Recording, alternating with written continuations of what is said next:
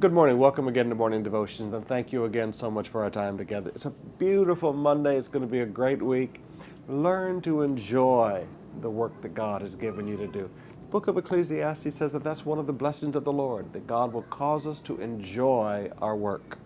I want to take you back today to the book of Luke, chapter 11, for our devotional thought. And I want you to see how a lifestyle can bring about change in people. There's probably nothing more difficult that I teach people to do than pray.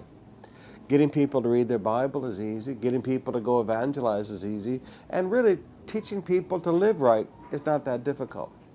But for some reason, we all struggle with prayer. And so many Christians live a life of guilt about prayer. Everybody tells us to pray. But I'd like you to notice what Jesus did. In Luke chapter 11, verse 1, one day Jesus was praying in a certain place. When he finished, one of his disciples said to him, "Lord, teach us to pray, just as John taught his disciples." While he was praying. Maybe the reason we find it difficult to teach people to pray is that they don't see the example in our own lives. Jesus teaches us that our lives are to be salt. Our lives are to make people thirsty for the things of God.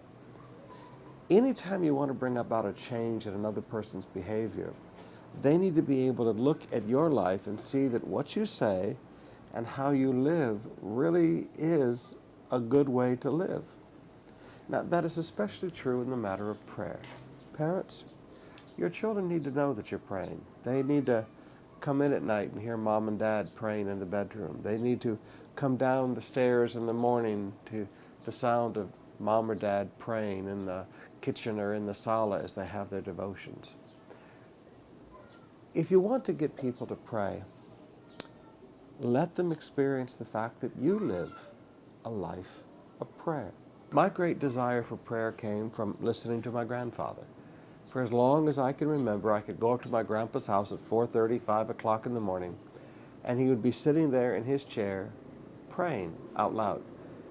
After I got saved, I can remember wanting to learn how to pray. I would sit outside the door of his house, just where he parked his car. He used to have these old glass louvers so that you could hear the noise pretty well through them. And I would just sit out there and pretend like he didn't know I was there, though he always knew I was there.